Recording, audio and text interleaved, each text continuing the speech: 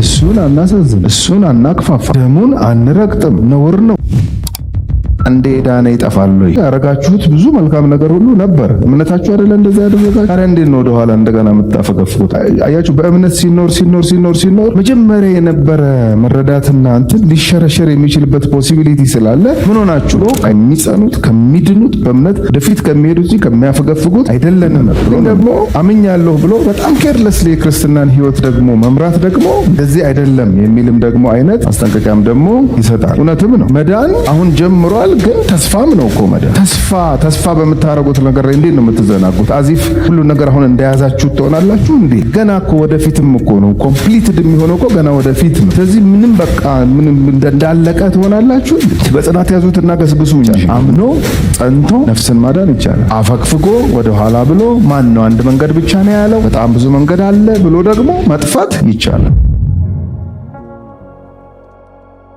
እንዴ ዳነ ይጠፋል ወይ የምትለው ጥያቄ አንዱ የምትነሳው በዚህ ቴክስት ላይ ተንተርሳል። ሌሎችም አሉ። ዕብራውያን ምዕራፍ 6ም ተመሳሳይ አይነት ጥያቄዎች ያስነሳል። ግን በጣም በጥንቃቄ ለማየት እንሞክራለን። ለቴክስቱም ለመጽሐፍ ቅዱሱም በተቻለ መጠን ፌስፉል ሆኜ ክፍሉ ይላል ብዬ የማምነውን ላካፍላችሁ እሞክራለሁ። የዛሬው ክፍላችን ዕብራውያን ምዕራፍ 10 ከቁጥር 26 እስከ ቁጥር 39 ነው ያለው። ሁለት ዋና ዋና ፓርቶች አሉት። የመጀመሪያው ከቁጥር 26 እስከ ቁጥር 31 ያለው ነው። ከዛ ደግሞ ከቁጥር 32 እስከ ቁጥር 39 ያለው ሐሳብ ነው እና ሁለት ብሪጅ አለው። በደንብ ይገናኛል። መጀመሪያ እንደ ዋርኒንግ ነገር ነው የሚነግራቸው ለመልእክት ተቀባዮች። ከዛ በኋላ ደግሞ ልብ ካላችሁ እኮ እናንተ በእምነታችሁ ምክንያት ብዙ መከራ አሳልፋችኋል፣ ጸንታችሁ ብዙ ነገር አሳልፋችኋል። አይኑ ይላል ጸሐፊው። ኢቭን ከኔ ከጸሐፊው ጋር እንኳን በተገናኘ እንኳን ራሱ ያረጋችሁት ብዙ መልካም ነገር ሁሉ ነበር። እምነታችሁ አይደለ እንደዛ ያደረጋችሁ? ታዲያ እንዴት ነው ወደ ኋላ እንደገና የምታፈገፍጉት?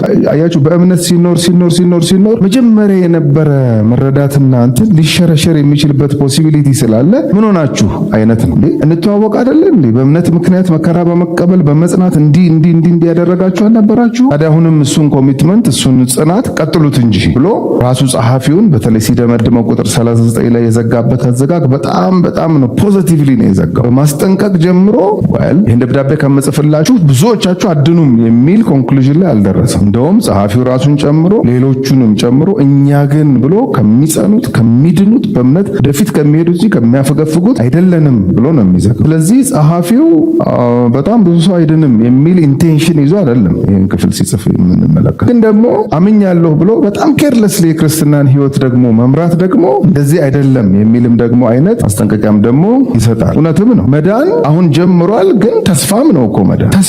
ተስፋ በምታረጉት ነገር ላይ እንዴት ነው የምትዘናጉት? አዚፍ ሁሉ ነገር አሁን እንደያዛችሁ ትሆናላችሁ እንዴ አይነት ኢንቴንሽን አለው ጸሐፊ። ገና እኮ ወደፊትም እኮ ነው ኮምፕሊትድ የሚሆነው እኮ ገና ወደፊት ነው። ስለዚህ ምንም በቃ ምንም እንዳለቀ ትሆናላችሁ እንዴ? በጽናት ያዙትና ገስግሱ እንጂ የሚል ቶን አለው ጸሐፊው። እናንበብ። በማንበብ እንጀምር። ስናነበው ራሱ የሆነ የሚገባን ነገር ሊኖር ስለሚችል ነው በጉባኤ እግዚአብሔርን ቃል የምናነበው። ዕብራውያን ምዕራፍ 10 ከቁጥር 26 እስከ ቁጥር 39 እንደዚህ ይነበባል። የእውነትን እውቀት ከተቀበልን በኋላ ወደን ኃጢአት ብናደርግ እንግዲህ ወዲህ ስለ ኃጢአት መስዋዕት አይቀርልንምና የሚያስፈራ ግን የፍርድ መጠበቅ ተቃዋሚዎችንም ሊበላ ያለው የእሳት ብርታት አለ።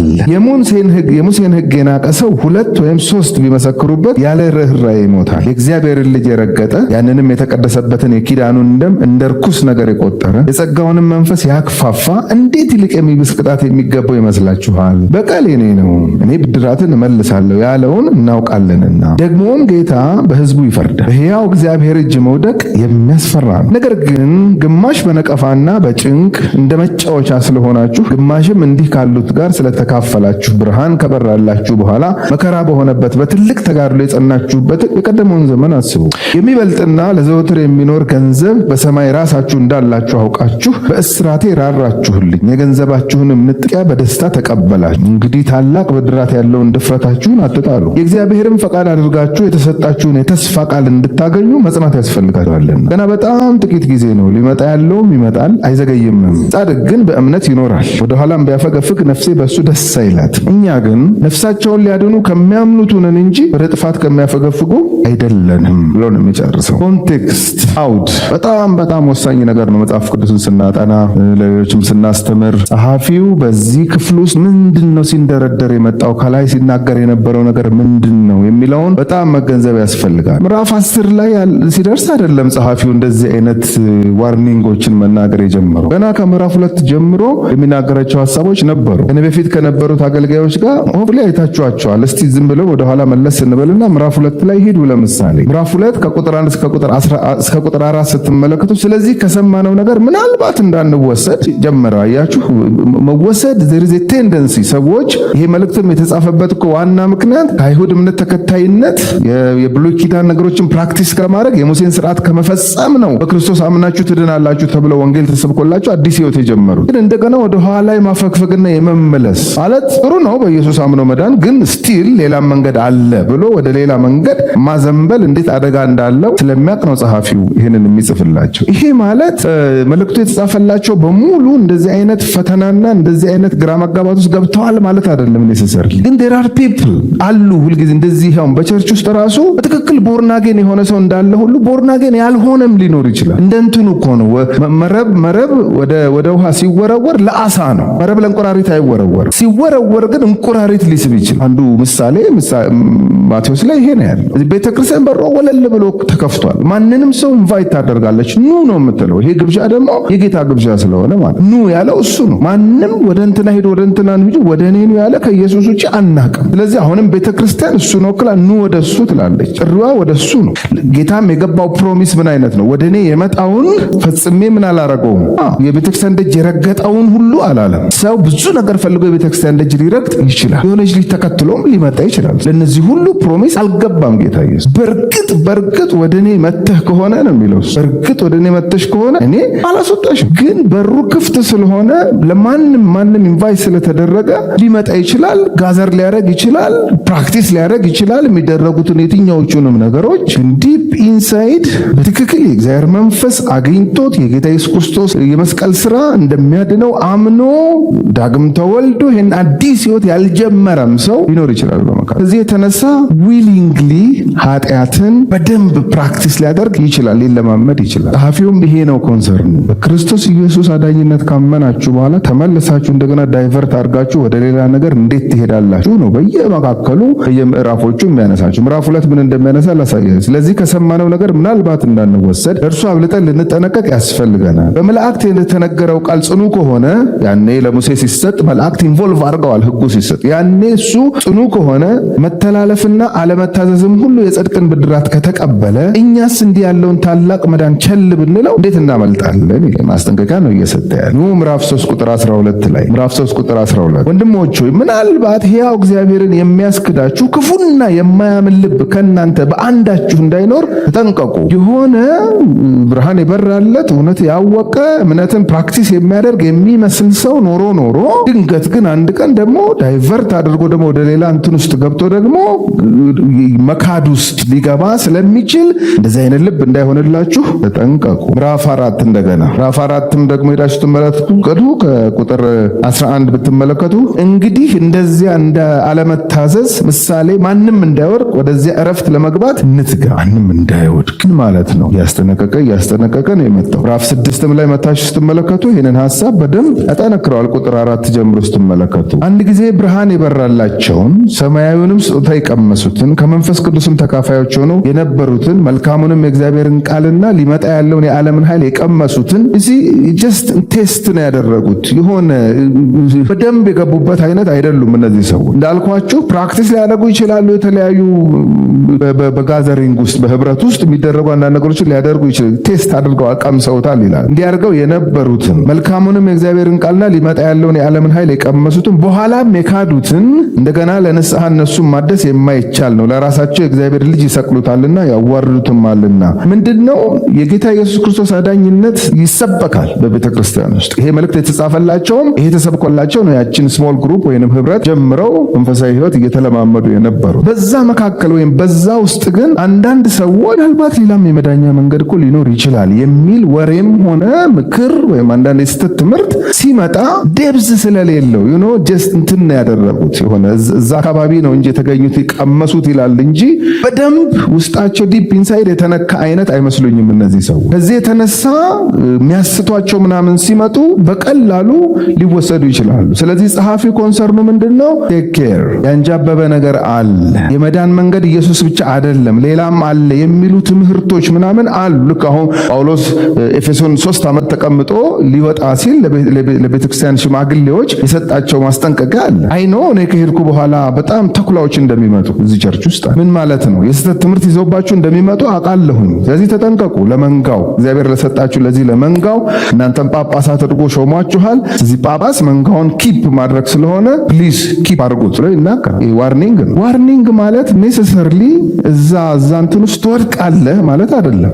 ዋርኒንግ እኮ በጣም ፖዚቲቭሊ ነው እንደውም መታየት ያለበት። ለምሳሌ አሁን እዚህ ሰፈር ስላለ የዚህ ሰፈር ምሳሌ ልጠቀም ብዬ ነው። አሁን ከዚህ ወጣችሁ በዚህ ሄዳችሁ እያላችሁ ዩተርን አይቻልም የሚል ማስታወቂያ ከተጻፈ ወይም ወደ ግራ መታጠፍ አይቻልም፣ ከጠዋቱ 1 ሰዓት እስከ 4 ሰዓት ማቆም አይቻልም ምናምን፣ ይሄ እኮ ሊያስደነግጠን አይደለም የሚገባው፣ ሊያስደስተን ነው የሚገባው። እንደውም አይደለ ዋው ተቀጥቼ ነበር አላነበው ኖሮ። ኧረ እግዚአብሔር ይስጣቸው እንደዚህ መንገድ ትራንስፖርት የሚሰሩ ሰዎች ነው እንጂ ጤነኛ አይምሮ ያለው ሰው ማለት ያለበት። እነዚህ ደግሞ ጂኒ ይባላል። ለምን አተረፉህ እኮ አደገኛ ቁልቁለት አለ።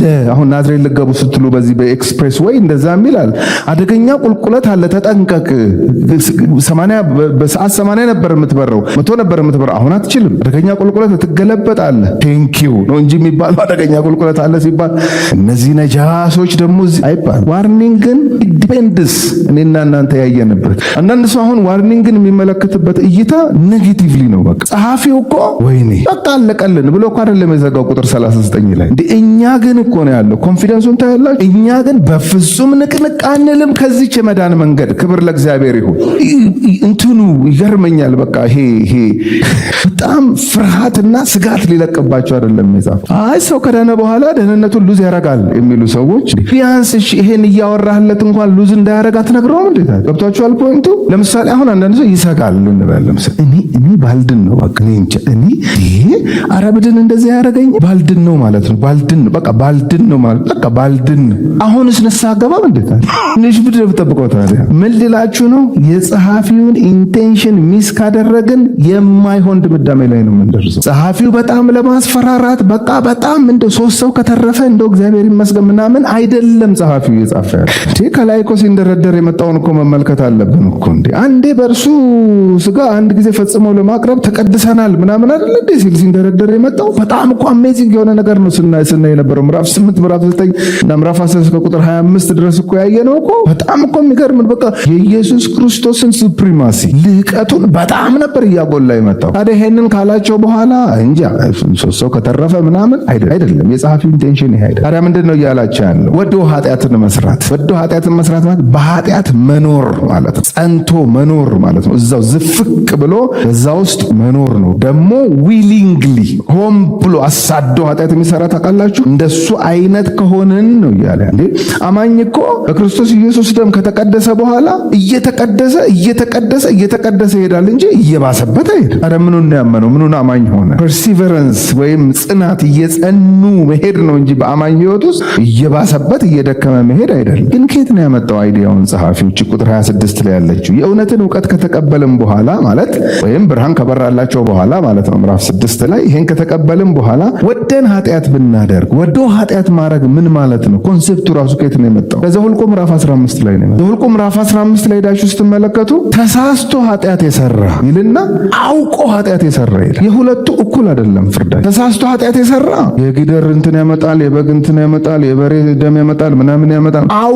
አውቆ ኃጢአት የሰራ ይልና ማለት ሄዳችሁ ማንበብ ትችላላችሁ። ከጊዜ አንጻር ነው የማልሄደው። ዘኍልቍ ምዕራፍ 15 ቁጥር 30 እና 31። እሺ አንዴ ላንብባት እሱ። ኦኬ ዘኍልቍ ምዕራፍ 15 ቁጥር 30 እና 31 ኦፍኮርስ ከቁጥር 27 ምናምን ጀምሮ ነው የሚያወራው። እሺ ላንብብ እሷን። ዘኍልቍ ምዕራፍ 15 ቁጥር 27 እስከ 31 ላንብቡ። አንድ ሰው ሳያውቅ ኃጢአት ቢሰራ አያችሁ፣ የዕብራውያን ጸሐፊ አዲስ አይዲያ አይደለም ያመጣው ነበረ። ድሮም እግዚአብሔር ኢንቴንሽናሊ ኃጢአት የሚሰራንና አደናቅፎት ኃጢአት የሚሰራን እኩል አይደለም ጀጅ ሲያደርግ ነበር። አንድ ሰው ሳያውቅ ኃጢአት ቢሰራ ለኃጢአት መስዋዕት አንዲት የ1 ዓመት እንስት ፍየል ያቀርባል። ኃጢአት ሰርቶ ሳያውቅ ለሳተ ለዚያ ሰው ካህኑ ያስተሰርይለታል፣ በእግዚአብሔር ፊት ያስተሰርይለታል፣ ይሰረይለትማል። ትውልዱ በእስራኤል ልጆች መካከልም ቢሆን ወይም በመካከላቸው የሚቀመጥ መጻተኛ ቢሆን ሳያውቅ ኃጢአትን ለሚሰራ ሁሉ ሕጉ አንድ ይሆንለታል። ለእስራኤላዊ ብቻ አይደለም፣ እዛ እነሱ መካከል ለተቀመጠ መጻተኛ እንግዳም ይሄው ነው፣ ተመሳሳይ ነው ለሱም አለ። ኦኬ ቁጥር 30 የአገር ልጅ ቢሆን ወይም መጻተኛ ቢሆን አንዳች በትዕቢት የሚያደርግ ሰው ዊልፉሊ ኢንቴንሽናሊ መስራት ማለት ነው። በትዕቢት የሚያደርግ ሰው እግዚአብሔርን ሰድቧል። ያም ሰው ከሕዝቡ መካከል ተለይቶ ይጠፋል። ፍርዱ ሞት ነው ነበረ ድሮ። እያወቀ ብርሃን በርቶለት አውቆ የመዳን መንገድ በርቶለት ሁሉን ነገር ተረድቶ ጀስት ሄድ ኖሌጅ ነው ነገሩ። በደንብ ተረድቶ ጠንቅቆ አውቆት ይሄን ሪጀክት ያደረገ ነው እንግዲህ ጸሐፊው እያለ ያለ። ይሄ እኮ አይዲያ ድሮም ነበረ ነው የታመጣው የዕብራውያን ጸሐፊ ከዘኍልቍ መጽሐፍ ላይ ነው። ለእስራኤልም ልጆች በመካከላቸው የነበሩ መጻተኞች ለእንግዶችም ሕጉ ይሄ ነበር። በትዕቢት ሆን ብሎ አውቆ ግን የሚያደርግ ሰው እግዚአብሔርን ሰድቧል። ያም ሰው ከሕዝቡ መካከል ተለይቶ ይጠፋል። ቁጥር 31 የእግዚአብሔርን ቃል ስለናቀ ትእዛዙንም ስለሰበረ ያ ሰው ፈጽሞ ይጥፋ፣ ኃጢአቱ በራሱ ላይ ነው። አይ ቲንክ በየአገሩ አሁን ያሉ የህግ አካሄዶች በፍርድ ቤት ማለት ነው የህግ አካሄዶች የሆነ ነገር ከዚህ ቀድተዋል ብዬ አስባለሁ። ለመጣ ሁሉ የሞት ቅጣት እያሉ ይፈርዳሉ እንዴ? አይፈርዱም እኮ ያጣራሉ። በቀጠሮ እንደገና እየቀጠሩ ቆይ እስቲ ይጣራ፣ ቆይ ይሄ ሰውዬ እኮ እንዲህ እንዲያደርግ የገፋፋው ምንድን ነው? የእንጀራ እናቱ እንደዚህ አድርጋ እንትኑ እንደዚህ አድርጎ ጎረቤቱ እንዲያርጎት እንደዚህ አድርጎት ተጣርቶ መጨረሻ ላይ እሺ ከዚህ በፊት ወንጀል ሰርቷል ምናምን ተብሎ ማቅለያ ምናምን ተብሎ የሆነ ፍርድ ይፈረድበት። አንዳንዱን ግን ሞት ይፈረድበት። ለምን? ዝም ብሎ እንዲሁ ባቦ ሰጡኝ አይደለም። በጣም ኢንቨስቲጌት አድርገው ጎርጉረው ነው ይህንን ፍርድ የሚያካሂዱ። ይኸው መጽሐፍ ቅዱስም ተመሳሳይ ሐሳብ አለ። ሆን ብሎ አውቆ በትዕቢት እግዚአብሔርን መሳደብ ነው የሚለው። ቃሉን ንቋልና ይሙት ነው የሚለው፣ ሞት ፍርድ። ስለዚህ ወደን ኃጢአት ብናደርግ ማለት እያወቅን ማለት ነው። ይሄ ማለት ስቲል ይሄ ማለት አሁንም ሌላ እንትን እንዳይፈጥርብን እና አማኝ ከሆንክ በኋላ አውቀ ኃጢአት ሰርታ አታውቅም ካላችሁ ኧረ ዛሬም ሰርቻለሁ፣ ግን እንደ አድቬንቸር ግን አልቆጥሩ አልኮራም። በዛ ኢትስ ኦኬም አልላችሁ። ልክ እንዳልሆነ ድካሜ እንደሆነ እግዚአብሔር እንደሚያሳዝነው አውቃለሁ። በፊቱ እንደገና አሁንም ጸጋ አሁንም አቅም እንዲሰጠኝ እንደዚህ እያረኩ እኖራለሁ እንጂ አይ አም ሴቭድ ችግር የለውም አልላችሁም። ለነፍሴም ይሄን አልነግራትም። ምንድነው ታዲያ በትዕቢት አውቆ ሆን ብሎ ወዶ ይሄንን ኃጢአት የሚሰራ የሚለው የሚኖርበት ማለት ነው። በኃጢአት መኖርና በኃጢአት ተፈትኖ ኃጢአት ማድረግ በጣም ነው የሚለያዩ። ያኛው ኑሮ ነው በቃ እስከምን ድረስ እንደሚሄድ አሳያችኋለሁ ከዚህ በኋላ። ማክፋፋት፣ መርገጥ ይሄ እኮ ከባድ ፐርሰናሊቲ ነው። እሱን ነው እያወራ ያለው ጸሐፊ እንጂ አማኞችን ለማሸማቀቅ አይደለም። እንዴ ይሄማ እቃቃ ጨዋታ ሆነ እኮ ማለት ነው። እስካሁን ስናጠና የነበረው ኢየሱስ ክርስቶስ ሰራልን፣ ኢየሱስ ክርስቶስ ምትክ ሆነልን፣ ኢየሱስ ክርስቶስ እውነተኛ መስዋዕት፣ እውነተኛ ሊቀ ካህን፣ እውነተኛይቱ መቅደስ የሚያገለግል ስንት በጣም ጉድ ብለን መተን እቃቃ ነው እንዲህ በዋዛ ሉዝ የምናደርገው መዳናችንን። እንደዚህ አይደለም የጸሐፊ እንዴ። ወደን ኃጢአት ብናደርግ እንግዲህ ወዲህ ስለ ኃጢአት መስዋዕት አይቀርልንምና ስለ ኃጢአት መስዋዕት አይቀርልንምና ሌላ የለም ነው። እስቲ ደግሞ ለሱ ደግሞ እስቲ ሌላ ይሙታ የሚባል የለም። አንድ ነው ያለው፣ እሱም ሞቷል፣ እሱም ተነስቷል፣ ደግሞ ተመልሶ ይመጣል። በቃ ሌላ የለም ነው። የቀረልን የተቀመጠ ሌላ ሪዘርቭ የለም። አንድ ናት። የእግዚአብሔር የማዳን መንገድ አንድ ናት። ስለዚህ እሱኑ ሪጀክት ካደረገ አንድ ሰው ምን ያደርገው ታዲያ? እግዚአብሔር ማለት ሆን ብሎ ነው ማለት አልሰማም እንዳይባል ሰምቷል። ልክ እንደ የወንበዴዎቹን ታሪክ ማሰብ ትችላለች። ዛሬ እነሱን ወንበዴዎች ሳስባቸው ነበር። ሁለቱም ኢየሱስ ክርስቶስ ጎን በመስቀል ላይ ተሰቅለዋል። አንደኛው እኮ የመስማት ዕድል አግኝቶ ነበር ታውቃላችሁ፣ ስላልተጠቀመበት መስክሮለታል እኮ ያኛው። አንተ የእግዚአብሔር ልጅ ከሆንክ ዝም ብለህ ነው እንጂ ባትሆን ነው እንጂ ብትሆንማ ራስህን አድን እኛን ምናምን ሲል ያኛው እኮ የጀመረው ለሱ ከመመስከር አይደለ? እኛ ጥፋተኞች ነን ማለት ነው። ይሄ ኮንፌስ እያደረገ እኮ ነው ጥፋተኛነቱ፣ ኃጢአተኛ እኛ ጥፋተኛ አንተም እኔም ማለቱ። እሱ ግን እንደኛ አይደለም ብሎ ሲናገር ለምን ያንን ቻንስ አልተጠቀመበትም? በቃ አውቋል። ይሄኛው እንደዳነ ለምን ያኛው አልዳነም? ዊሊንግሊ ነው ያልዳነ እንጂ ድሉ እኩል አክሰሱ ነበር። አልሰማም እንዳይባል እንዲጮክ ብሎ ነው ያወራው። ሰምቷል። እሺ ለዚህኛው ወንበዴ ይሄኛው የመካከለኛው ኢየሱስ መስዋዕት ሆነለት፣ ለዛኛው ደግሞ ሌላ ይዘጋጅለት? የለም። ሲሪየስ ቢዝነስ ነው የገባንበት ህይወት። የክርስትና ህይወት ማለት ቬሪ ሲሪየስ ቢዝነስ። እንደ ዋዛ እንትን የምናደርገው ነገር አይደለም። ምንም የምንደራደርበት ጉዳይ አይደለም። በጣም ሲሪየስ ጉዳይ። የለም ሌላ ነው የሚለው። ከሌለ ታዲያ የእውነትን እውቀት ከተረዱ በኋላ ወይንም ያንን ከቀመሱ በኋላ እንደዚህ ለሚያደርጉ ሰዎች፣ ለሚክዱ ሰዎች፣ ወደኋላ ለሚመለሱ ምናምን ሰዎች ዊሊንግሊ ነው። ልብ አድርጎ ሆን ብለው በአቋም ደረጃ ይሄ አቋሜ ነው። ማን ነው ኢየሱስ ብቻ ያድናል ያለው? ያለው ባክዘር በል ወደ መቅደስም ሄጄ የይሁድን ስርዓት እየጠበቅኩኝ እንደገና አይሁዳዊ ሆኜ የሙሴን እንትን እየጠበቅኩኝ በዛ ቀጥላለሁ ቢል አንድ ሰው ሂድ፣ ግን ሌላ መስዋዕት አይቀርብልህም ያለው አንድ ነው። እሱን እምቢ ብለሃል፣ ሪጀክት አድርገሃል። ስለዚህ ለአንተ የሚጠብቅህን ልንገርህ ነው የሚለው ጸሐፊው። ምንድን ነው የሚጠብቀው? ቁጥር 27 የሚያስፈራ ግን የፍርድ መጠበቅ ተቃዋሚዎችንም ሊበላ ያለው የእሳት ብርታት አለ ይላል። ተቃዋሚዎች ማለት ነው የእግዚአብሔር ተቃዋሚዎች ማለት ነው። የእግዚአብሔር ተቃዋሚዎች ማን ናቸው? መናፍስቱ፣ አየር ላይ ያሉ አለቆች፣ የክፋት መንፈሳውያን ሰራዊት፣ እነሱ ፖሰስድ ያደረጓቸው ሰዎች፣ እነዚህ ሁሉ ናቸው ለዛ ለእሳት የተጠበቁት ነው። this is very serious። እንዴ እግዚአብሔር ያዘጋጀውን የመዳን መንገድ ሪጀክት ካደረገ አንድ ሰው ሰከንድ ቻንስ ምናምን የሚባል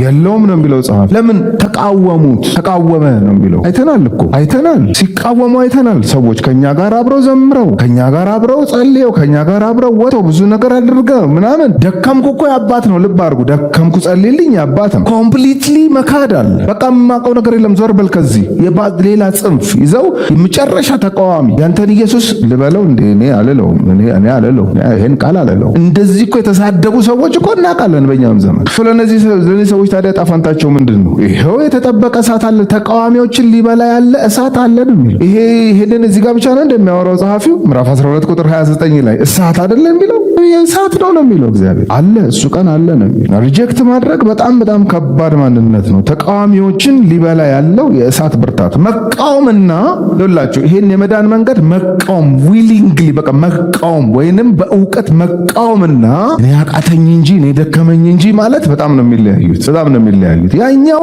አክሴፕት አድርጓል፣ ተቀብሏል፣ አምኗል። ግን መንፈሳዊ ማቹሪቲው ገና ስለሆነ ስትራግል ያደርጋል፣ ይታገላል፣ ምን ይላል።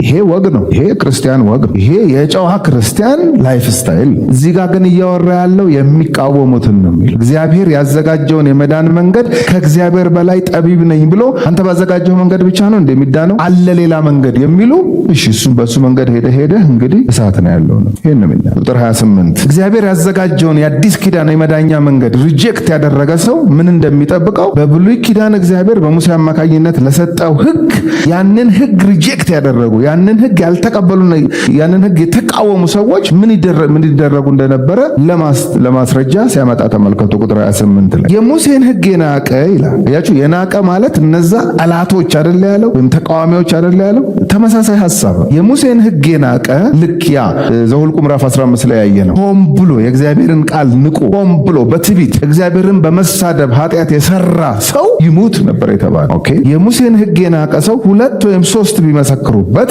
ያለ ርኅራኄ ይሞታል። ይሄ የት ነው ያለው? ዘዳግም ምዕራፍ 17 ቁጥር 6 ላይ ዘዳግም 17 ቁጥር 6 ላይ አንድ ሰው የሙሴን ሕግ ቢንቅ እግዚአብሔር የሰጠውን ሕግ ቢንቅ ማነውና ነው እሱ ከኔ በቀር ሌላ አምላክ አታምልኩ የሚለው? አመልካለሁ አለ። ኢንቴንሽናሊ ማለት ምስል ምናምን ቅርጽ ምናምን ተናታ አድርጎ አትስገዱ እሰግዳለሁ ካለ ሆን ብሎ ማለት ይሄን ያደረገ ጣዖት ያመለከ ከእግዚአብሔር ውጪ ሌላ አማልክትን ያመለከ ይዘረዝረዋል። እንደው ይሄን ያደረገ 2 ወይም 3 ቢመሰክሩበት ይላል። በአንድ አይቻልም። ይገርማል። 2 ወይም 3 ቢመሰክሩበት ይሙት ነው የሚለው። ይሄንን አናሎጂ ለምን እየሰራ እንደሆነ ታውቃላችሁ? የአዲስ ኪዳኑን የመዳን መንገድ በሙሴ የተሰጠውን ሕግ የጣሰ ሆን ብሎ የናቀና የተላለፈ ይሄ ከተቀጣ የአዲስ ኪዳኑን የመዳን መንገድ የእግዚአብሔርን የማዳን መንገድ ልጁን ኢየሱስ ክርስቶስን ይሄን ደግሞ የኢየሱስን አዳኝነት የሚገልጠውን መንፈስ ቅዱስን እሱ አይደለም ያበራልን የጌታን አዳኝነት እሱን የተቃወመ ደግሞ ኢማጂን ምን እንደሚጠብቀው ይላል። ምን እንደሚጠብቀው ኦፍኮርስ ሞት ነው፣ ግን ከባድ ሞት ነው፣ የዘላለም ሞት ነው። በጣም ዘግናኝ።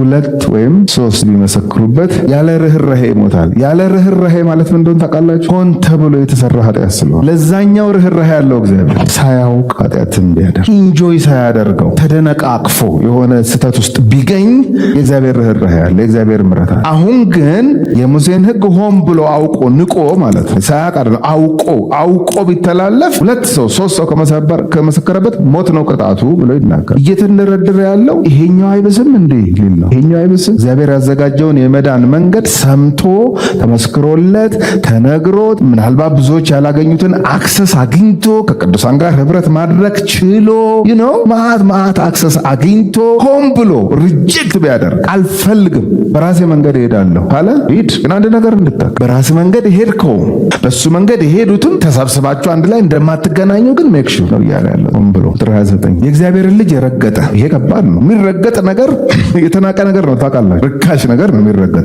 የናቃችሁትን ነው ከእግራችሁ በታች በታች የምታደርጉት? ርኩሳን መናፍስቶች፣ በአየር ላይ ያሉ አለቆች ምናምን የሚባሉት እነዚህ ዲመንስ እግዚአብሔር ስለናቃቸው ነው ከእግሩ በታች መረገጫ ሆኑለት የሚለው አይደለ? ገና ወደፊትም ደግሞ ከእግሩ በታች እስኪሆኑለት ደግሞ ይጠብቃል ይላል። የሚረገጥ ነገር የረከሰ ፓወርለስ የሆነ ማይፈለግ ነገር ነው። ስለዚህ አንድ ሰው ይሄን አክሰስ ካገኘ በኋላ ይሄን ወንጌል ከሰማ በኋላ ሆም ብሎ ቢያክፋፋውና ሆም ብሎ ይሄንን ቢያደርግ ወይም የእግዚአብሔርን ልጅ የረገጠ በሙሴ የተሰጠውን ሕግ ሆም ብሎ የናቀ ሞት ከተፈረደበት ይሄኛው እንዴት ነው የሚያመልጠው? ማለት እግዚአብሔር ማይንዱን የሚቀይር ምናምን እንዳይመስላችሁ ነው የሚለው ጸሐፊ። ያው እግዚአብሔር ነው ይሄ አዲስ ኪዳኑ እግዚአብሔር በጣም ሜርሲፉል ነው። አዎ በጣም የመዳን መንገድ ወለል አልጎ ከፍቶታል። አዎ እንድንሰማ ወንጌል እንድንሰማ በጣም እድል ሰጥቶናል። አዎ ግን እሱን ተጠቅሞ እሺ ብሎ ሪስፖንድ አድርጎ በጣም በትህትና በጣም በፍርሃት በጣም በጥንቃቄ መጓዝ ግን ይጠበቅበታል አማኝ ማለት። በነገራችን ላይ በእውነት ዳግም የተወለደና የእግዚአብሔር መንፈስ የነካው ሰው በእውነት የነካው ሰው ይታገላል እንጂ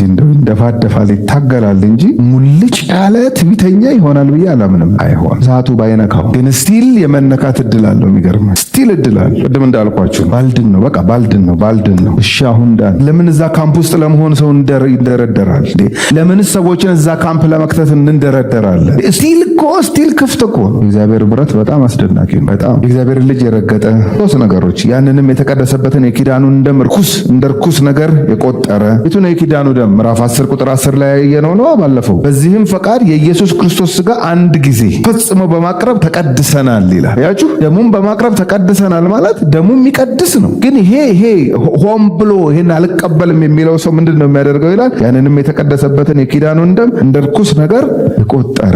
ርኩስ ነው የሚረገጥ፣ ርኩስ ነው የሚናቅና አልፈልግህም የሚባል የጸጋውንም መንፈስ ያክፋፋ ይላል። ያችሁ መንፈስ ቅዱስ የኢየሱስ ክርስቶስን የመስቀል ስራ ለሰዎች የሚያበራ ዋና መንፈስ ቅዱስ ስም ተናግሯል። እሱ ሲመጣ እኔን ያከብረኛል አለ። የመንፈስ ቅዱስ ትልቁ ስራ እግዚአብሔር በልጁ በኢየሱስ ክርስቶስ በኩል ያመጣውን ማዳን ፍንትው አድርጎ ለሰዎች መግለጥ ነው። ክብር ለጌታ ይሁን። እሱን ያክፋፋ ማለት ነው። እሱ ሊያበራለት ሲመጣ እሱ ደጁን ሲያንኳኳ ማለት መንፈስ ቅዱስ የመዳን መንገድ ይሄ ነው። ይሁንልሽ ይሄን እመኝ እያለ ደጇን ሲያንኳኳ እምቢ ብላ የገፋች ምን ታዲያ ምን ትደረግ? የሙሴን ሕግ የናቀ ሞት ከነበረ መጨረሻው ይሄንን የአዲስ ኪዳኑን የመዳን መንገድ የናቀም ለሴም ነው የሚሆን። ታዲያ ይሄ አማኞችን ለማስፈራራት አይደለም፣ በፍጹም አይደለም። እንደውም ከጉድ አይደል እንደ ተረፍኩት አረ እግዚአብሔር ይባረክ ብሎ ለመበርታትና ለመጽናት ነው እንጂ ይሄ ቃል በጣም ኢንከሬጅ ሊያደርገን የሚገባው ባልድን ነው አያስብልም። ይሄ ክፍል ጸሐፊው እንደዚህ አይነት ኢንቴንሽን ይዞ አይደለም እያጻፈላቸው ያለው። ግን ከመካከላቸው እንደዚህ አይነት ነገር ፕራክቲስ የሚያደርጉ ሰዎች የሉም ብለህ ታስባለህ ወይ? ቢኖሩ ነው እንጂ። ለምሳሌ ምን የሚያደርጉ ወደ ሙሴ ስርዓት የሚመለሱ አብረው ሲዘምሩ፣ አብረው ሲያመልኩ፣ አብረው የጌታን ቃል ሲቀበሉ ልክ ሐዋርያት ሥራ ምዕራፍ 2 ላይ እንዳለው ማለት ነው። የሚደረገውን ሁሉ አብረው ሲያደርጉ ቆይተው ፎር ሰም ሪዝን ሹልክ ብለው ወጥተው ሁለተኛም እንዳጠሩኝ አልመጣም እኔ የድሮ ፕራክቲስ ውስጥ ገብቻለሁ ብለው የሚሄዱ ሰዎች የሉም ወይ? ቢኖሩ ነው እንጂ። በአንዳንዶች ዘንድ መሰባሰባችንን አንተው አይደለም የሚለው እንደተተው አንዳንዶች እንደተውት እኛ አንተው ሲል የተውኮ ስላሉ አለፈው የተመለከትነው ምዕራፍ 10 ቁጥር 24 ላይ ምንድን ነበር ያለው? ቁጥር 25 በአንዳንዶችም ዘንድ ልማድ እንደሆነው መሰብሰባችንን አንተው፣ አንዳንዶች መሰብሰባቸውን ትተውታል እና ይሄ ልምድ ሆኗል። በቃ እነንትናስ ተውኮ ትቶ ኧረ እባክህ እኮ ቆየ ስንት ጊዜ ሆነው 3 ወር ኧረ እባክህ ተው በቃ ትቷል። ምንም አይገናኙም። በቃ አይሰበሰቡም፣ ህብረት የማያረጉም ምንም ትቷል። በአንዳንዶች ዘንድ መሰብሰብ ልክ እንደተውትና እንደ ፋሽን እንደ አሪፍ ነገር እንደተቆጠረው ኧረ ፕሊስ እናንተም ይሄን እንዳትከተሏቸው እንዳታደርጉ። ስለዚህ ጀማምሯል ማለት ጀማምሯል። ለምን? ስደቱ ነው፣ ተቃውሞ ነው። በእነሱ ጫማ ሆነን ነው ማንበብ ያለብን የዕብራውያንን መልእክት። መቅደሱ እዚህ ጉብ ብሏል፣ ገና አልፈረሰም። ሄሮድስ ራሱ 46 ዓመት ፈጅቶበታል ሪኖቬት ሲያደርገው መቅደሱ ከነ ዘሩባቤል በኋላ ማለት እና አምሯል፣ አሸብርቋል፣ ደምቋል። ብዙ ሰው እዛ ነው እየሄደ ያለው። ስቲል ወፍ ምናምን ይዘው ይሄዳሉ፣ ርግብ ምናምን ይዘው ይሄዳሉ፣ በግ ምናምን ይዘው ይሄዳሉ። ይደረጋል፣ ስርዓቱ ማአት ነገር ይደረጋል። እዚህ ደግሞ ምንም የለም። ትዕይንትና ቤት ነው የሚሰበሰቡ። እንዴት እንደሚፈትን አስቡት። አንተ አሁን በዚህ ህብረት ውስጥ ቀጥለህ ነው የእግዚአብሔር መንግስት ወርሳለሁ የምትለው? ኧረ በእናትህ አታሰድብ ቤተሰብህ ምናምን እየተባለ አንዳንድ ምን እያደረጉ ነው? እየተመለሱ ነው እንደዚህ አይነት ሰዎች። ጸሐፊው ምንድን ነው የሚለው? ኢትስ ኦኬ በዚህኛውም ብትሄድ በዛኛውም ብትሄድ መጨረሻ እንገናኛለን አይልም ጸሐፊው። ለዚህ ነው ክርስትና ኢንክሉሲቭ አይደለም፣ አግበስባሽ አይደለም። የማይጠቅም ትምህርት ለትውልድ አስተምረን ህዝብ ገደል መግባት የለበትም። ያለው መንገድ አንድ ነው፣ እሱም ኢየሱስ ይባል። ይሄ ለቤተ ክርስቲያን መልእክት። ከመድረክ ሌላ ትምህርት እንዳትጠብቁ። ይሄ ነው ለቤተ ክርስቲያን የተሰጣት ሚሽን፣ ይሄ ነው። ይሄን ማስተዋወቅ ነው ቤተ ክርስቲያን። ግን ከመካከል ምን እያደረጉ ነው? ሽልክ እያሉ ነው። ከህብረት እየጎደሉ ነው። ወደ ድሮ ነገር ፕራክቲስ ወደዛ እንትን እየሄዱ ነው። በህግ በኩል እግዚአብሔርን አፕሮች አደርገዋለሁ የማይሞከረውን መንገድ ማለት ነው፣ የማይቻለውን መንገድ እየሞከሩ ነው። ስለዚህ ጸሐፊው ምንድን ነው የሚለው? ያኔ እንኳን እንደዛ ያደረጉ ሞት ከነበረ መጨረሻቸው የዚህኛው ምን ይሆናል ብላችሁ ትጠብቃላችሁ? መንፈስን ያክፋፋ የጸጋውንም መንፈስ ያክፋፋ እንዴት ይልቅ የሚብስ ቅጣት የሚገባው ይመስላችኋል? እቺን እንዴት ይልቅ የሚለውን የበጎች ደምና የፍየሎች የጊደሮች ምናምን እንኳን መሸፈን ከቻለ አላልንም? ምዕራፍ 9 ላይ ምዕራፍ 9 ቁጥር 14 ላይ እኮ እቺን ቃል ተጠቅሟታል። በማዳንም በኩል ከዛኛው ሄኛው ከተሻለ በመሳትም በኩል ከዛኛው ሄኛው ይብሳል ነው የሚል። ሄኛው ይብሳል እኮ ነው። ቁጥር 30 በቀል የኔ ነው እኔም ብድራትን እመልሳለሁ ያለውን እናውቃለን። አሁን ብዙ ጊዜ ይሄንን ጥቅስ እኛ የምናስበው ይሄም ዘዳግም 32 ቁጥር 35 ላይ ያለ ቃል ነው፣ ተጠቅሶ ነው። ከዛ ብዙ ጊዜ አሁን ይሄንን ሰው ሲያናድደና ሰው የሆነ ነገር እኔ አልነካውም በቀል እግዚአብሔር ነው ይምታ ነው የምንል። ጸሐፊው ግን ለምን እንደጠቀሰው ታውቃላችሁ? ተቃዋሚዎች ሪጀክት ያደረጉትን ከእግዚአብሔር በላይ ዋይዝነን ብለው እግዚአብሔር ያዘጋጀውን የመዳን መንገድ ተቃውመው ጠላቶቹ ሆነው በሌላ መንገድ ሰው ይድናል ብለው ራሳቸውንም ሌሎች የሚከተሏቸውንም አስተው የሚሄዱትን በቀላለሁ አለ። ጸሐፊው እሱን ነው የሚጠቅሰው እዚህ ጋር። በቀል የኔ ነው፣ ብድራትን መመለስ የኔ ነው ብሏል እግዚአብሔር። ስለዚህ ይሄ ማንነቱ ራሱ አያስተምራችሁም ወይ ነው የሚለው። እሱ የዘረጋውን የመዳን መንገድ እምቢ ብላችሁ በሌላ መንገድ ብትሄዱ ይበቀላችኋል እግዚአብሔር ነው። ምን አይነት እግዚአብሔር ነው እያስተዋወቀ ያለ ጸሐፊው? ኦስ የብሉይ ኪዳኑንም የአዲስ ኪዳኑንም ለሴም እግዚአብሔር ነው ፕሬዘንት እያደረገ ያለው ሳይሆን ዘዳግም 32 ላይ የተናገረው ቃል አሁንም ይሰራል ነው። በቀል የኔ ነው እኔ ብድራትን እመልሳለሁ ያለውን እናውቃለንና። ደግሞም ጌታ በሕዝቡ ይፈርዳል። ይሄ በሕዝቡ ይፈርዳል ሲል በአማኞች ላይ ይፈርዳል አይደለም። ፍጥረት ሁሉ የሱ ነው። በፍጥረት ሁሉ ላይ ሙሉ ስልጣን ስላለው እግዚአብሔር አላመልክህም ቢለው አንድ ሰው ለምሳሌ ተነስቶ በቃ አላመልክህም ቢለው መፍረድ ይችላል እግዚአብሔር። አታመልከኝም? አዎ ግባ ብሎ መክተት። እንዴ አንዳንድ ጊዜ እኮ የድፍረታችን ድፍረት በጣም ሲያስጠጋን እኮ እግዚአብሔር ልካችንንም አናውቅ። አሁን እዚህ ውስጥ ራሱ ለምን በግድ ነው እንዴ የሚል ነው። በግድ ነው ወድጄ ነው እንጂ ማመልከው በግድ ነው እንዴ? በግድ ነው። ፈጣሪ ነው። በፍጥረቱ ላይ ሙሉ ስልጣን አለ። ይሄን መካዳን በህዝቡ ላይ ይፈርዳል። ቁጥር 31 በሕያው እግዚአብሔር እጅ መውደቅ የሚያስፈራ ነው ይላል። እውነት ነው። ምዕራፍ 12 ቁጥር 29 ምንድን ነው የሚለው? አምላካችን በእውነት የሚያጠፋ እሳት ነውና ይላል። እሳት እኮ እንዴ እፉ እያለን አይደለ እንዲያሳደግነው ልጆቻችን እፉ ነው የሚለው እኮ ጸሐፊ። እንድትይዙት ብዬ እኮ ነው። ታዲያ ምን ላድርግ እንግዲህ እንድንይዘው ብዬ ማለት ነው። እፉ አለ ነው የሚለው። በቃ አትርሳ፣ የእግዚአብሔርን ማንነት አትርሳ ይላል። ማለት ጸሐፊው ያለው ኢሜጅ ወይም ለእግዚአብሔር ያለው መረዳት በጣም ነው የሚያስደንቅ። በጣም ባላንስ ያደረገ እዚህ ችግር የለውም ምናምን ብሎ እንደው ግልብልብ ያለ አይነት አስተምህሮ ያለው አይደለም ጸሐፊው። እንደ ይሄንን የእግዚአብሔርን ባህሪ እንዳትረሱ ነው የሚለው። ለምን እናንተና ሄደው ምን ሆኑ ብሎ ደግሞ እንደገና የሚሄድ ይኖራል። አሁንም ገብቷቸዋል። ምን ይኸው ሄዶ እንደውም አማረበት፣ እንደውም ዓለማ የሆነ ተሻሻለ ጭራሽ እንደውም እያለ ብዙ ሰው ምን ሊያደርግ ነው? የማይሆን ነገር ዴቨሎፕ ሊያደርግ ነው በውስጡ። ስለዚህ ጸሐፊው ተነሳና በመሆን አለ ምንድነው እየተደረገ ያለው? አንዴ ድኛለሁ በቃ ለዘላለም ምንም አልሆንም ምናምን ብሎ አይደለም። እንደዚህ አይደለም ነገሩ። በእውነት የመንፈስ ቅዱስ የኢየሱስ ክርስቶስን የማዳን ስራ ገልጦላችሁ ከሆነ የደሙ ስራ ምን እንደሆነ ገብታችሁ ከሆነ እግዚአብሔር ያዘጋጀው የመጨረሻ የመዳኛ መንገድ ምን እንደሆነ ተረድታችሁ ከሆነ ጽኑ እንጂ በሱ ደግሞ አውቃለሁ። ባለፈው ጸንታችኋል እኮ ለተወሰነ ጊዜ እንትን ሲደርስባችሁ ዝም አይደለም እንዴ ያላችሁት? እሱ ነበር እኮ ትክክል አይደለም። ምንድነው ዛሬ ወደ ኋላ የምታፈገፍጉት ብሎ መጽሐፍ ነበረበት። ያያቸው የሰማቸው ነገሮች ስላሉ ማለት ነው። እና ያስፈራል በእግዚአብሔር እጅ መውደቅ ይላል። ነገሮች አሁን እንዳሉት እንደሚቀጥሉ እንዳታስቡ ነው የሚለው ጸሐፊ። እኛም ይሄን ማሰብ አለብን። ነገሮች አሁን እንዳሉት አይቀጥሉም። ለምሳሌ አሁን እኔ እንጃ የዳንኩ አይመስለኝም የሚል ሰው ካለ አሁን ቻንስ አለ። ቀኑ ሲቀርብ እያያችሁ ብለን ነበር አይደል? ባለፈው ሳምንት ቀኑ ሲቀርብ እያያችሁ መሰባሰባችሁን የበለጠ አድርጉ። የምኑ ቀን? ድጋሜ የመምጫው ቀን ነው። ድጋሜ እስኪመጣ ድረስ ነገሮች አሁን እንደዚህ ይቀጥላሉ። በጣም ብዙ ቻንስ አለ ለሰው ልጆች። በጣም ያ ቀን ሲመጣስ ምንም ቻንስ የለም። እንደዚህ አይቀጥልም። ኮምፕሊትሊ ይቀየራል ማለት እኮ ነው። ሁለተኛ ተሰሎንቄ ምዕራፍ 1 ጌታ ሲመጣ የሚሆነውን ነገር ሲናገር አንድ አይነት ነገር አይደለም የሚሆነው ይላል። በሌሎች ላይ ሌላ ነው የሚሆነው ይላል። ይሄ አስፈሪ ነው። ሁለተኛ ተሰሎንቄ ምዕራፍ 1 ከቁጥር 5 ጀምሮ ላንብብ። ስለ እርሱ ደግሞ መከራ ለምትቀበሉለት ለእግዚአብሔር መንግሥት የምትበቁ ሆናችሁ ቆጠሩ ዘንድ ይህ የእግዚአብሔር ቅን ፍርድን ምልክት ነው። ጌታ ኢየሱስ ከስልጣኑ መላእክት ጋር ከሰማይ በእሳት ነበልባል ነበልባል ሲገለጥ እሳት አለ። ተመልከቱ። አሁን እዚህ ጋር በእሳት ነበልባል ሲገለጥ መከራን ለሚያሳያችሁ መከራን ይቀየራል ማለት ነው። ነገሩ እንዳሁኑ አይደለም። ለሁሉም ዘሴም አይደለም የሚሆነው። መከራ ለሚያሳያችሁ መከራንም ለምትቀበሉ ከኛ ጋር እረፍትን ብድራት አድርጎ እንዲመልስ በእግዚአብሔር ፊት በእርግጥ ጽድቅ ነውና እግዚአብሔር ይህን ሲያደርግ ጽድቅ ነው አደረግኩ የሚል። አዎ ዛሬ ግን አሁን ሰው ተቀምጦ ብፈልግ አመልከዋለሁ ባልፈልግ አላመልከው ደግሞ መጨረሻ ነው ሲኦል ማስገባት አይችልም። እግዚአብሔር ግን ሲያስገባው ጽድቅ እንደሰራ ነው የሚያውቀው። ይሄን ነው መጽሐፍ ቅዱስ የሚያስተዋውቀን። እንዲህ አይነት እግዚአብሔር ነገር ይቀየራል። ነገር አሁን እንዳለው አይደለም የሚሆን፣ ኮምፕሊትሊ ይቀየራል። ቁጥር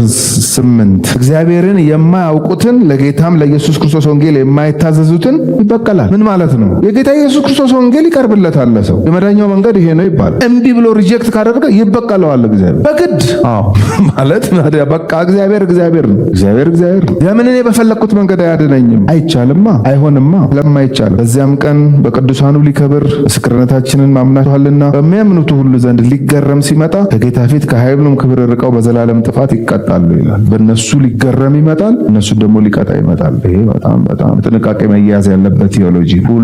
ሁለቱንም ጽንፍ ማለት በደንብ በጥንቃቄ ማለት። ዋርኒንጉን ጨረሰና እኔ እኮ የገረመኝ የሚል ይመስለኛል። አሁን አልተጻፈም እንጂ በመካከል ቁጥር 32 ሲጀምር እኔ እኮ የገረመኝ የሚል ቃል ቢኖር ደስ ባለኝ ይላችሁ። ነገር ግን ግማሽ በነቀፋና በጭንቅ እንደ መጫወቻ ስለሆናችሁ ይላል ጸሐፊው። ይሄን ያውቃል። በእምነታቸው ምክንያት ፐብሊክሊ ኤክስፖዝድ ሆነው መሳቂያና መጫወቻ ሆነው ያውቃሉ እነዚህ ሰው። ልክ አሁን አንዳንዴ እንደሚገጥመን ማለት ነው። በተለይ አስራዎቹ ላይ ምናምን ጌታን የተቀበለ ሰው እንዴት እንደሚሳቅበት በትምህርት ቤት ውስጥ ምናምን ታውቃላችሁ። እኔ እንኳን 22 ምናምን ሆኛለሁ ጌታን ሳቅ። እዚህ ሃይስኩል ጨርሻለሁ ምናምንና እንደዚህ እንትን አልተባለብኝም፣ ግን ስቄ አውቃለሁ። በአማኞች ሃይስኩል እያለሁ ምናምን ብለን በጣም ስቀናል። እንደ አሪፍ ነገር ማለት ፐብሊክሊ መሳቂያ መሆን ማለት ቀላል እንዳይመስላል። በጣም ነው የሚነካው። እነዚህ ሰዎች እንደዚህ ሁሉ ተደርገዋል። በእምነታቸው ምክንያት አልፈውታል። የሚገርም ያውቃል ጸሐፊ።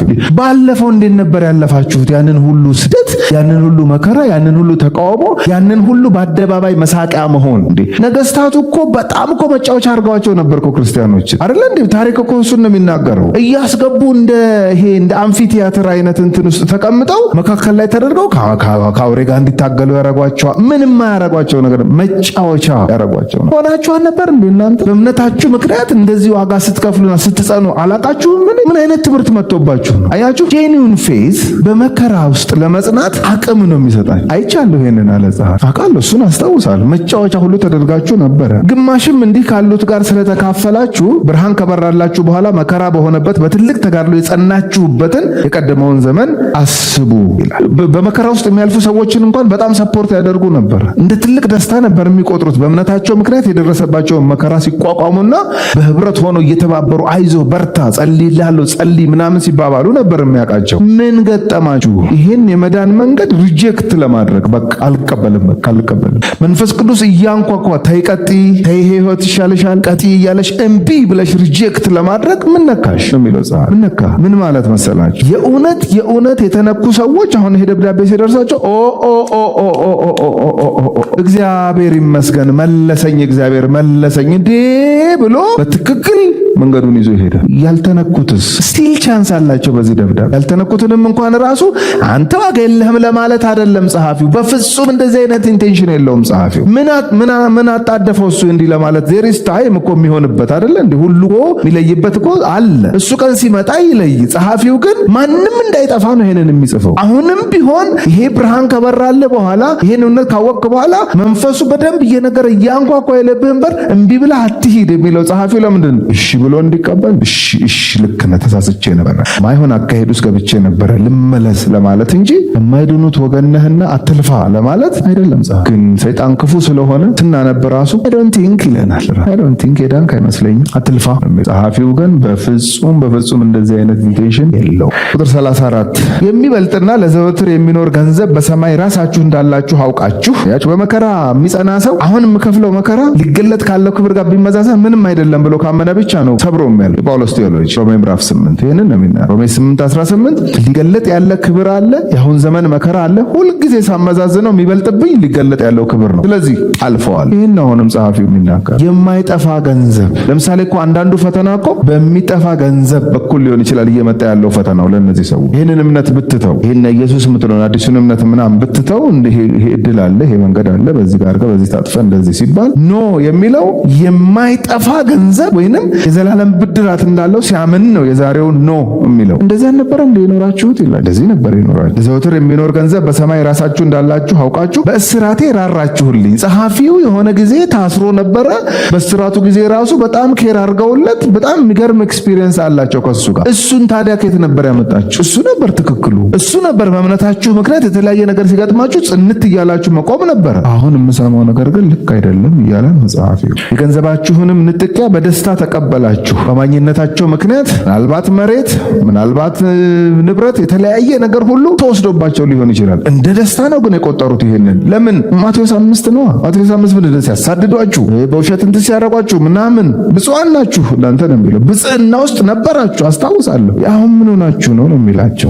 ጸሐፊው ምን ሊላቸው ነው እየተንደረደረ ያለው? ቀጥሉ፣ ጽናቱን ወደኋላ እንዳታፈገፍጉ ቀጥሉ። ይሄ ወደኋላ የሚባልበት መንገድ አይደለም የገባችሁበት። ቁጥር 36 የእግዚአብሔርን ፈቃድ አድርጋችሁ የተሰጣችሁን የተስፋ ቃል እንድታገኙ። አያችሁ፣ የተስፋ ቃል ማለት መዳኑ ራሱ መዳኑ ጀመረ እንጂ ኮምፕሊትድ አልሆነ። ወደፊት ነው እየጠበቃችሁ ያለው እና ወደፊት ወደ ግሎሪፊኬሽን ወደ መክበር። ይሄ የሚበሰብሰው የማይበሰብሰውን ለብሶ እሱን እንደምንመስል አይደለ እንቀየራለን። ወደ እሱ እየሄዳችሁ ያላችሁ ምንድነው አሁን ወደኋላ የምትሉት? የእግዚአብሔርን ፈቃድ አድርጋችሁ የተሰጣችሁን የተስፋ ቃል እንድታገኙ መጽናት ያስፈልጋችኋልና። የጸሐፊው ዋና ፖይንት መጽናት። ለነዛ ብዙ ማውራትም አይደለም፣ መጽናት። የሚጸና ሰው ነው ይሄንን ሙሉ በሙሉ አቺቭ የሚያደርገው። ደግሞ ጽናት አይቼባችኋል። አሁን መካከል ላይ ነው እንጂ ሼክ ያደረጋችሁት አይቼባችኋል። ልክ ወርቅ በእሳት ተፈትኖ እንደሚወጣ እምነትም በመከራ ነው የሚፈተኑ። ስትፈተኑና በፈተናው ስትጸኑ አይቻለሁ፣ አውቃለሁ። እና አሁን ምን ያርጉ ታዲያ? ቀጥሉ፣ ጽኑ እንጂ ተስፋውን እኮ መጨበጥ አለባችሁ እኮ። ቁጥር 37 ገና በጣም ጥቂት ጊዜ ነው፣ ሊመጣ ያለውም ይመጣል። ሊመጣ ያለውም ይመጣል። ኢየሱስ ይመጣል ነው፣ ሌላ ነገር እንዳይመስላል። ኢየሱስ ይመጣል ነው፣ የተጠበቀ ያለው እሱ ነው። ሊመጣ ያለው ይመጣል። ስለዚህ እሱ መምጣቱ ስለማይቀር ነገሮች በጣም ቅርቅር ስለሚሉ ሲመጣ አሁን መጽናት ነው ያለባችሁ። በእምነታችሁ ምክንያት የሚደርስባችሁ የተለያየ መከራ ተቀብላችሁ በጽናት መሄድ አለባችሁ። አይዘገይምም። ጻድቅ ግን በእምነት ይኖራል። ይሄ ከዕንባቆም ምዕራፍ 2 ቁጥር 4 ላይ የተጠቀሰ ቃል ነው። ጳውሎስ በሮሜ ምዕራፍ 1 ላይ ጠቅሶታል። ብዙዎቹ ይጠቅሱታል ይሄንን ሐሳብ። ጻድቅ ግን በእምነት ይኖራል፣ ወደ ኋላም ቢያፈገፍግ ነፍሴ በሱ ደስ አይላትም። በእምነት ይኖራል ማለት እግዚአብሔር ባዘጋጀው የመዳን መንገድ አምኖ ይቀጥላል ማለት ነው። ሌላ መንገድ አይቀይስም። 2015 ላይ ኢየሱስ ያድናል ብሎ 2016 ላይ አይ ቲንክ ሌላ የሚያድን አግኝቻለሁ አይልም። ጻድቅ በእምነት ይኖራል። መቼ?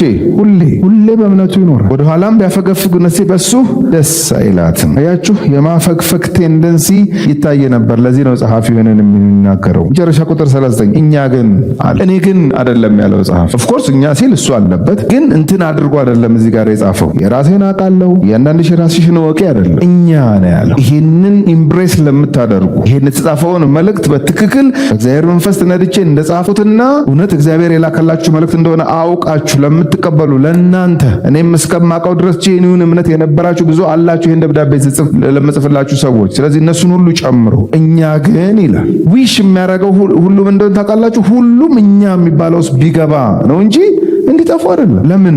የእግዚአብሔር ባህሪ እንደዛ አይደለም። እግዚአብሔር ማንም እንዲጠፋ አይፈልግም። ዊሊንግሊ ግን ልጥፋ ካለ ምንም ሊያደርገው አይችልም። ዘኍልቍ መጽሐፍ ፈጠነ። ዘኍልቍ በጣም ብዙ ሞት የተስተናገደበት መጽሐፍ። ለምንድን ነው ሁሉ ሰው የሚሞተው እያልኩ ጠይቃለሁ። ሞቱ ነው። ይሄን ያህል ሰው ሞተ ነው። ሞቱ ነው። መዓት ሰው ነው የሞተው። ለምንድን ነው የሚሞቱት ብዬ ስጠይቅ የሚገርማችሁ አንዱ ሪዝን ካልሞትን ብለው ነው የሞቱት። እንዴት አወቅ ካላችሁ እየሄዱ እየተጓዙ ምነው እዛ በሞትን ኖሮ ይላል ግብጽ። ምነው እዛ በሞትን ይላል። ደግሞ ትንሽ ቆዩና በቃ እዚህ ሊፈጀን ነው፣ በቃ ሊገለን ነው ያመጣን ይላል። ደግሞ ትንሽ ቆዩና የምትወረሰው እቺ የተስፋይቱ ምድር የተባለችው በጣም ረጃጅም ሰዎች ምናምን ስላሉ ይበሉናል እንደ እንጀራ፣ ስለዚህ ይገሉናል፣ እንሞታለን ይላሉ። እግዚአብሔር አየና ሙቱ አላቸው። ሙቱ ካልሞትኩ ያለ ሰው እግዚአብሔር በግድ አያኖርም። ሙት ነው የሚል። ታዲያ ምን ያርግ? ወይ እዛ በሞትን እዚህም ሊገለን ነው እዛም ሊገለን ነው ሲሉ አረ እዚሁ ሙቱ። እኛ ግን ይላል ተመልከቱ ጸሐፊ፣ እኛ ግን ነፍሳቸውን ሊያድኑ ከሚያምኑት ነን። ክብር ለእግዚአብሔር ይሁን። መሆን ይቻላል። ሰው እዚህ ካታጎሪ ውስጥ መግባት ይችላል። አሁንም እኛ ግን ነፍሳቸውን ሊያድኑ ከሚያምኑት ነን እንጂ ወደ ጥፋት ከሚያፈገፍጉ አይደለንም። አምኖ መዳን ኦር አፈግፍጎ መጥፋት ነው ጸሐፊ። ዛሬም እጃችን ላይ ነው ያለው። አምኖ መዳን ይቻላል፣ አፈግፍጎ መጥፋትም ይቻላል። አልፈልግም፣ ይሄን የመዳን መንገድ አልፈልግም፣ ይሄ አይደለም፣ ደግሞ ብቸኛ አይደለም፣ በጣም ወደ 40 መንገድ አለ። ስለዚህ በ39ኙም ቢሄድ ኢትስ ኦኬ ሄዳለሁ ካለ እሺ፣ አምነህም መዳን በእጅህ ነው፣ አፈግፍግህም መጥፋት በእጅህ ነው የሚለው ጸሐፊ። ስለዚህ ዛሬ እኛ ተነስተን ታዲያ